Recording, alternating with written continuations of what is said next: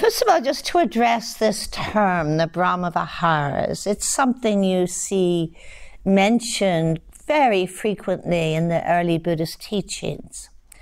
Brahma, of course, refers to the domains of the gods in India at that time, the sort of most liberated beings.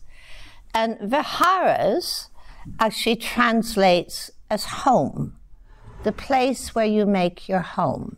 In Southeast Asia at the moment, monasteries are often referred to as viharas, but most literally, it's about where you reside, where you abide, where you make your home. So these 4 Brahmaviharas, and you see them together in this family grouping of boundless friendliness or kindness, boundless joyfulness, boundless compassion, and boundless equanimity.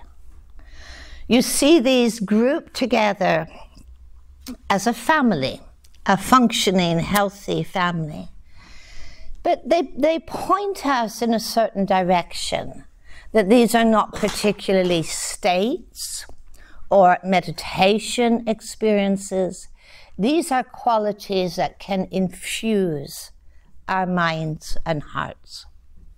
They can be the places where we abide and where we reside, the home, we might say, of this heart-mind of the moment. In the time of the Buddha, these qualities were considered to be really crucial.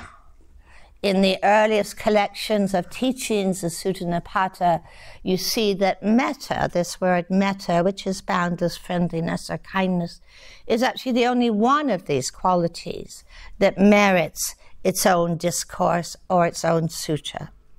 But it is the kind of birthplace of the other 3 Brahmaviharas. So I mentioned they were considered to be quite central and quite crucial in the time that the Buddha lived. And I feel that they are equally central and crucial in our times. Because these qualities really give us a signpost, a signal of how to navigate our way through this life that we live. How to navigate our way through the world of our relationships with others, the people we love and care for, the people that we find difficult and struggle with. They're also concerned with our relationship with ourselves. These qualities are also give us indications of how to navigate through this world and this life, where we encounter actually really unfortunate levels of ill will and hatred and greed and division and bias and violence and the everythings. And it is a challenge, isn't it? You know, the Buddha never suggested that people should just retire to caves and pretend that the world didn't exist. Actually, the Buddha wasn't that concerned with people having amazing meditation experiences. The Buddha's primary passion was guiding people and encouraging people to an ethical way of life, where we have a deep awareness of the kind of footprint that we leave on the world with our every thought, our every word, our every action.